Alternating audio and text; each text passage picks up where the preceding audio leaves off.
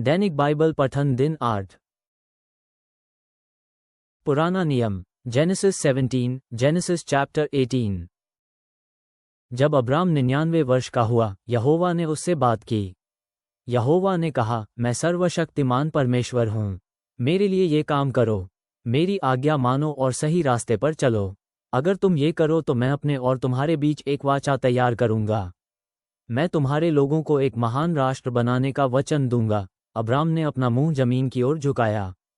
तब परमेश्वर ने उससे बातचीत की और कहा, हमारी वाचा का ये भाग मेरा है। मैं तुम्हें कई राष्ट्रों का पिता बनाऊंगा। मैं तुम्हारे नाम को बदल दूंगा। तुम्हारा नाम अब्राम नहीं रहेगा, तुम्हारा नाम इब्राहिम होगा। मैं तुम्हें ये नाम इसलिए दे रहा हूं कि तुम बहुत से राष्ट्रों के पिता बनोगे। मैं तुमको बहुत वंशज दूंगा। तुमसे नए राष्ट्र उत्पन्न होंगे, तुमसे नए राजा उत्पन्न होंगे और मैं अपने और तुम्हारे बीच एक वाचा करूंगा। यह वाचा तुम्हारे सभी वंशजों के लिए होगी। मैं तुम्हारा और तुम्हारे सभी वंशजों का परमेश्वर रहूंगा। यह वाचा सदा के लिए बनी रहेगी और मैं ये प्रदेश तुमको और तुम्हारे सभी वंशजों को दूंगा। मैं वो प्रदेश तुम्हें दूंगा जिससे होकर तुम यात्रा कर रहे हो।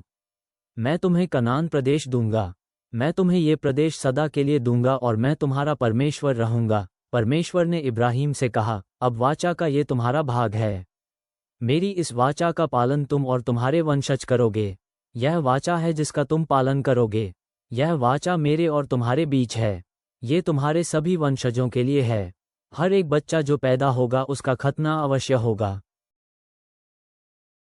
तुम चमड़े को ये बताने के लिए काटोगे कि तुम अपने और मेरे बीच के वाचा का पालन करते हो। जब बच्चा 8 दिन का हो जाए तब तुम उसका खतना करना। हर एक लड़का जो तुम्हारे लोगों में पैदा हो या कोई लड़का जो तुम्हारे लोगों का दास हो, उसका खतना अवश्य होगा। इस प्रकार तुम्हारे राष्ट्र के प्रत्येक बच्चे का खतना होगा। जो लड़का तुम्हारे परिवार में उत्पन्न होगा या दास के रूप में खरीदा जाएगा उसका खतना होगा।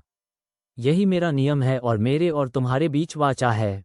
जिस किसी व्यक्ति का खतना नहीं होगा वह तुम्हारे लोगों से अलग कर दिया जाएगा। क्यों? क्योंकि उस व्यक्ति ने मेरी वाचा तोड़ी है।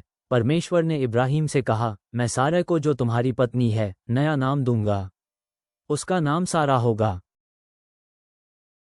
मैं उसे आशीर्वाद दूंगा। मैं उसे पुत्र दूंगा और तुम पिता होगे।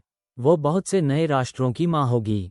उससे राष्ट्रों के राजा पैदा होंगे। इब्राहिम ने अपना सिर परमेश्वर को भक्ति दिखाने के लिए जमीन तक झुकाया।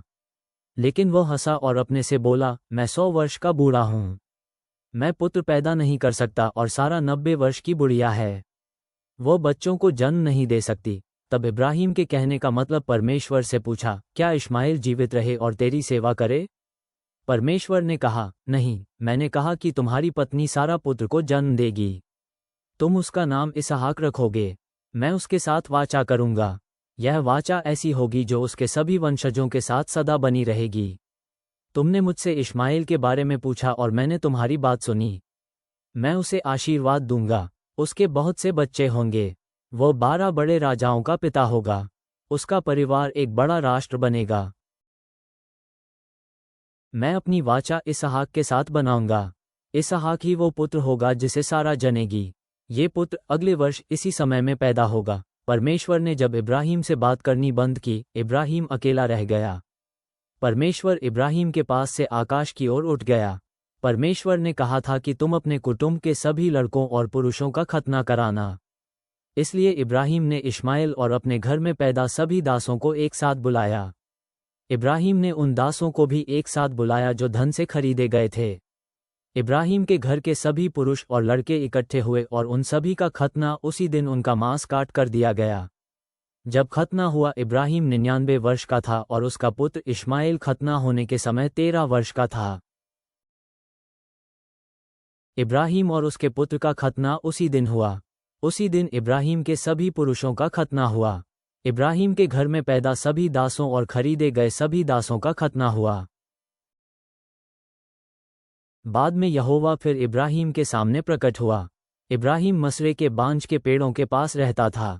एक दिन के सबसे गर्म पहर में इब्राहिम अपने तंबू के दरवाजे पर बैठा था। इब्राहिम ने आंख उठाकर देखा और अपने सामने 3 पुरुषों को खड़े पाया। जब इब्राहिम ने उनको देखा, वह उनके पास गया और उन्हें प्रणाम किया। इब्राहिम ने कहा, महोदयों, आप अपने इस सेवक के साथ ही थोड़ी देर ठहरें। मैं आप लोगों के पैर धोने के लिए पानी लाता हूँ। आप पेड़ों के नीचे आराम करें। मैं आप लोगों के लिए कुछ भोजन लाता हूँ और आप लोग जितना चाहें खाएं। इसके बाद आप लोग अपनी यात्रा आरंभ कर सकते हैं। तीनों ने कहा, ये बहुत अच्छा है। तुम जैसा कहते हो, करो। इब्राहिम जल्दी से तंबू में घुसा। इब्राहिम ने सारा से कहा, जल्दी से 3 रोटियों के लिए आटा तैयार करो। तब इब्राहिम अपने मवेशियों की ओर दौड़ा। इब्राहिम ने सबसे अच्छा एक जवान बछड़ा लिया। इब्राहिम ने बछड़ा नौकर को दिया। इब्राहिम ने नौकर से कहा कि तुम जल्दी करो, इस बछड़े को मारो और भोजन के लिए तैयार करो। इब्राहिम ने तीनों को भोजन के लिए मांस दिया। उसने दूध और मक्खन दिया। जब तक तीनों पुरुष खाते रहे तब तक इब्राहिम पेड़ के नीचे उनके पास खड़ा रहा। उन व्यक्तियों ने इब्राहिम से कहा, तुम्हारी पत्नी सारा कहाँ है? इब्राहिम ने कहा, वह तंबू में है। तब यहोवा ने कहा, मैं बसंत में फिर आऊँगा, उस समय तुम्हारी पत्नी सारा एक पुत्र को जन्म देगी। सारा तंबू में सुन रही थी और उसने इन बातों को सुना। इब्राहिम और सारा दोनों बहुत बूढ़े थे। सारा प्रसव की उम्र को पार कर चुकी थी। सारा मन ही मन मुस्कराए। उसे अपने कानों पर विश्वास नहीं हुआ। उसने अपने आप से कहा, मैं और मेरे पति दोनों ही बूढ़े हैं। मैं बच्चा जनने के लिए काफ़ी बूढ़ी हूँ। तब यहोवा ने इब्राहिम से कहा, सारा हंसी और बोली, मैं इतनी बूढ़ी हूँ कि बच्चा जन नहीं सकती। क्या यहोवा के लिए कुछ भी असंभव है? नहीं, मैं फिर बसंत में अपने बताए समय पर आऊँगा और तुम्हारी पत्नी सारा पुत्र जनेगी। लेकिन सारा ने कहा, मैं हंसी नहीं। उसने ऐसा कहा क्योंकि वह डरी हुई थी। लेकिन यहोवा ने कहा, नहीं, मैं मानता हूँ कि तुम्हारा कहना सही नहीं है। तुम जरूर हंसी। तब वे पुरुष जाने के लिए उठे। उन्होंने सदोम की ओर देखा और उसी ओर चल पड़े। इब्राहिम उनको विदा करने के लिए कुछ दूर तक उनके साथ गया। यहोवा ने मन में कहा, क्या मैं इब्राहिम से वह कह दूं जो मैं अभी करूंगा? इब्राहिम एक बड़ा और शक्तिशाली राष्ट्र बन जाएगा। इसी के कारण पृथ्वी के सारे मनुष्य आशीर्वाद पाएंगे। मैंने इब्राहिम के साथ खास वाचा की है। मैंने यह इसलिए किया है कि वह अपने बच्चे और अपने वंशज को उस तरह जीवन बिताने के लिए आज्ञा देगा जिस तरह का जीवन बिताना यहोवा चाहता है। मैंने यह इसलिए किया कि वे सच्चाई से रहेंगे और भले बनेंगे। तब मैं यहोवा प्रतिज्ञा की गई चीज़ों को दूंगा। तब यहोवा ने कहा, मैंने बार बार सुना है कि सदोम और अमोरा के लोग बहुत बुरे हैं। इसलिए मैं वहां जाऊंगा और देखूंगा कि क्या हालत उतनी ही खराब है जितनी मैंने सुनी है। तब मैं ठीक ठीक जान लूंगा। तब वे लोग मुड़े और सदोम की ओर चल पड़े। किंतु इब्राहिम यहोवा के सामने खड़ा रहा। तब इब्राहिम यहोवा से बोला, हे यहोवा, क्या तू बुरे लोगों को नष्ट करने के साथ अच्छे लोगों को भी नष्ट करने की बात सोच रहा है? यदि उस नगर में 50 अच्छे लोग हों तो क्या होगा? क्या तब भी तू नगर को नष्ट कर देगा? निश्चय ही तू वहां रहने वाले 50 अच्छे लोगों के लिए उस नगर को बचा लेगा। निश्चय ही तू नगर को नष्ट नहीं करेगा। बुरे लोगों को मारने के लिए तू 50 अच्छे लोगों को नष्ट नहीं करेगा। अगर ऐसा हुआ तो अच्छे और बुरे लोग एक ही हो जाएंगे, दोनों को ही दंड मिलेगा। तू पूरी पृथ्वी को न्याय देने वाला है। मैं जानता हूं कि तू न्याय करेगा। तब यहोवा ने कहा, यदि मुझे सदोम नगर में 50 अच्छे लोग मिले तो मैं पूरे नगर को बचा लूंगा। तब इब्राहिम ने कहा, हे यहोवा, तेरी तुलना में मैं केवल धूली और राख हूं। लेकिन तू मुझको फिर थोड़ा कष्ट देने का अवसर दे और मुझे ये पूछने दे कि यदि 5 अच्छे लोग कम हो तो क्या होगा? यदि नगर में 45 ही अच्छे लोग हो तो क्या होगा? क्या तू केवल 5 लोगों के लिए पूरा नगर नष्ट करेगा? तब यहोवा ने कहा, यदि मुझे वहां 45 अच्छे लोग मिले तो मैं नगर को नष्ट नहीं करूंगा। इब्राहिम ने फिर यहोवा से कहा, यदि तुझे वहां केवल 40 अच्छे लोग मिले तो क्या तू नगर को नष्ट कर देगा? यहोवा ने कहा, यदि मुझे 40 अच्छे लोग वहां मिले तो मैं नगर को नष्ट नहीं करूंगा। तब इब्राहिम ने कहा, हे यहोवा, कृपा करके मुझ पर नाराज न हो।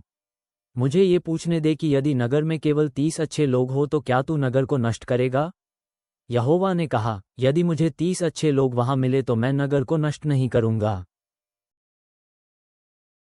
तब इब्राहिम ने कहा, हे यहोवा, क्या मैं तुझे फिर कष्ट दूं और पूछ लूं कि यदि 20 ही अच्छे लोग वहां हुए तो? यहोवा ने उत्तर दिया, अगर मुझे 20 अच्छे लोग मिले तो मैं नगर को नष्ट नहीं करूंगा। तब इब्राहिम ने कहा, हे यहोवा, तू मुझसे नाराज न हो, मुझे अंतिम बार कष्ट देने का मौका दे। यदि तुझे वहां 10 अच्छे लोग मिले तो तू क्या करेगा? यहोवा ने कहा, यदि मुझे नगर में 10 अच्छे लोग मिले तो भी मैं नगर को नष्ट नहीं करूंगा। यहोवा ने इब्राहिम से बोलना बंद कर दिया, इसलिए यहोवा चला गया और इब्राहिम अपने घर लौट आया। नया नियम, मैथ्यू चैप्टर 6:25 से 34, मैथ्यू चैप्टर 7:1 से 23। मैं तुमसे कहता हूं, अपने जीने के लिए खाने पीने की चिंता छोड़ दो, अपने शरीर के लिए वस्त्रों की चिंता छोड़ दो। निश्चय ही जीवन भोजन से और शरीर कपड़ों से अधिक महत्वपूर्ण है। देखो, आकाश के पक्षी न तो बुआई करते हैं और न कटाई, न ही वे कोठारों में अनाज भरते हैं, किंतु तुम्हारा स्वर्गीय पिता उनका भी पेट भरता है। क्या तुम उनसे कहीं अधिक महत्वपूर्ण नहीं हो? तुम में से क्या कोई ऐसा है जो चिंता करके अपने जीवन काल में एक घड़ी भी और बढ़ा सकता है? और तुम अपने वस्त्रों की क्यों सोचते हो? सोचो जंगल के फूलों की, वे कैसे खिलते हैं। वे न कोई काम करते हैं और न अपने लिए कपड़े बनाते हैं। मैं तुमसे कहता हूं कि सुलेमान भी अपने सारे वैभव के साथ उनमें से किसी एक के समान भी नहीं सज सका। इसलिए जब जंगली पौधों को, जो आज जीवित हैं पर जिन्हें कल ही भाड़ में झोंक दिया जाना है, परमेश्वर ऐसे वस्त्र पहनाता है, तो अरे ओ कम विश्वास रखने वालों, क्या वह तुम्हें और अधिक वस्त्र नहीं पहनाएगा? इसलिए चिंता करते हुए यह मत कहो कि हम क्या खाएंगे या हम क्या पिएंगे या क्या पहनेंगे। विधर्मी लोग इन सब वस्तुओं के पीछे दौड़ते रहते हैं, किंतु स्वर्गधाम में रहने वाला तुम्हारा पिता जानता है कि तुम्हें इन सब वस्तुओं की आवश्यकता है। इसलिए सबसे पहले परमेश्वर के राज्य और तुमसे जो धर्म भावना वह चाहता है, उसकी चिंता करो, तो ये सब वस्तुएं तुम्हें दे दी जाएंगी। कल की चिंता मत करो, क्योंकि कल की तो अपनी और चिंताएं होंगी। हर दिन की अपनी ही परेशानियां होती हैं। दूसरों पर दोष लगाने की आदत मत डालो, ताकि तुम पर भी दोष न लगाया जाए, क्योंकि तुम्हारा न्याय उसी फैसले के आधार पर होगा जो फैसला तुमने दूसरों का न्याय करते हुए दिया था, और परमेश्वर तुम्हें उसी नाप से नापेगा जिससे तुमने दूसरों को नापा है। तू अपने भाई बंदों की आंख का तिनका तक क्यों देखता है, जबकि तुझे अपनी आंख का लट्ठा भी दिखाई नहीं देता? जब तेरी अपनी आंख में लट्ठा समाया है, तो तू अपने भाई से कैसे कह सकता है कि तू मुझे तेरी आंख का तिनका निकालने दे? ओ कपटी, पहले तू अपनी आंख से लट्ठा निकाल, फिर तू ठीक तरह से देख पाएगा और अपने भाई की आंख का तिनका निकाल पाएगा। कुत्तों को पवित्र वस्तु मत दो, और सूअरों के आगे अपने मोती मत बिखेरो, नहीं तो वे सूअर उन्हें पैरों तले रौंद डालेंगे, और कुत्ते पलटकर तुम्हारी भी धज्जियां उड़ा देंगे। परमेश्वर से मांगते रहो, तुम्हें दिया जाएगा। खोजते रहो, तुम्हें प्राप्त होगा। खटखटाते रहो, तुम्हारे लिए द्वार खोल दिया जाएगा। क्योंकि हर कोई जो मांगता ही रहता है, प्राप्त करता है। जो खोजता है पा जाता है, और जो खटखटाता ही रहता है, उसके लिए द्वार खोल दिया जाएगा। तुम में से ऐसा पिता कौन सा है जिसका पुत्र उससे रोटी मांगे और वह उसे पत्थर दे? या जब वह उससे मछली मांगे तो वह उसे सांप दे दे? बताओ, क्या कोई देगा? ऐसा कोई नहीं करेगा।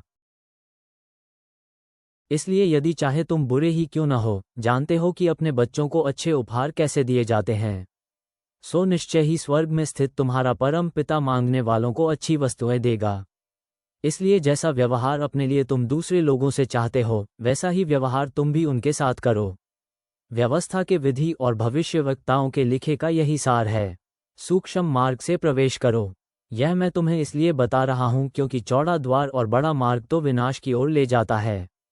बहुत से लोग हैं जो उस पर चल रहे हैं, किंतु कितना सकरा है वह द्वार और कितनी सीमित है वह राह जो जीवन की ओर जाती है।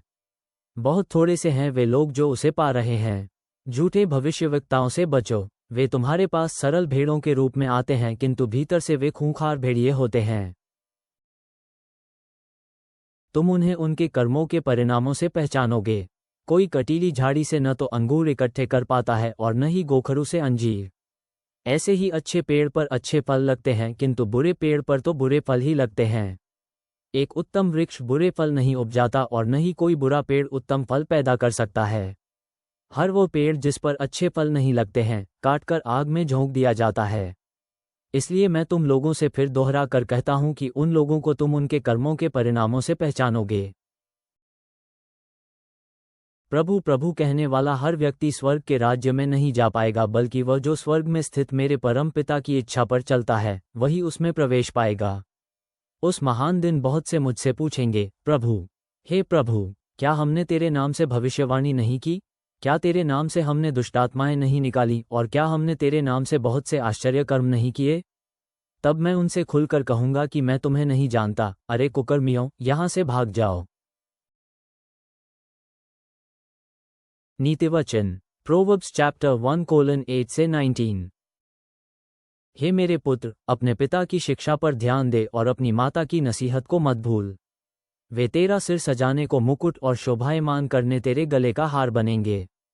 हे मेरे पुत्र, यदि पापी तुझे बहलाने फुसलाने आए, उनकी कभी मत मानना। और यदि वे कहें, आजा हमारे साथ, हम किसी के घात में बैठे, निर्दोष पर छिपकर वार करें, हम उन्हें जीवित ही सारे का सारा निगल जाएं, वैसे ही जैसे कब्र निगलती हैं, जैसे नीचे पाताल में कहीं फिसलता चला जाता है। हम सभी बहुमूल्य वस्तुएं पा जाएंगे और अपने इस लूट से घर भर लेंगे। अपने भाग्य का पासा हमारे साथ फेंक, हम एक ही बटुए के सहभागी होंगे। हे मेरे पुत्र, तू उनकी राहों पर मत चल, तू अपने पैर उन पर रखने से रोक, क्योंकि उनके पैर पाप करने को शीघ्र बढ़ते, वे लहू बहाने को अति गतिशील हैं। कितना व्यर्थ है जाल का फैलाना, जबकि सभी पक्षी तुझे पूरी तरह देखते हैं। जो किसी का खून बहाने प्रतीक्षा में बैठे हैं, वे अपने आप उस जाल में फंस जाएंगे। जो ऐसे बुरे लाभ के पीछे पड़े रहते हैं, उन सभी का यही अंत होता है। उन सब के प्राण हर ले जाता है जो इस बुरे लाभ को अपनाता है। स्वर्गीय पिता, तो वो परमेश्वर है जो अपने वादों को पूरा करता है और पूर्ण धार्मिकता के साथ न्याय करता है। हम तेरी धैर्य और तेरे लोगों की प्रार्थनाओं को सुनने की इच्छा पर आश्चर्य करते हैं। जैसे हम यीशु की बीमारी, दुष्टात्माओं और प्रकृति पर ही अधिकार को देखते हैं, उसकी शक्ति में हमारी आस्था बढ़ा जो हमारी जिंदगियों को बदल सकती है। हमें संकरी द्वार से प्रवेश करने और जीवन की ओर ले जाने वाले कठिन मार्ग पर चलने में मदद कर, विनाश की ओर ले जाने वाले चौड़े मार्ग को त्यागते हुए। यीशु की दया से, हमारे उद्धारकर्ता और राजा, आमेन।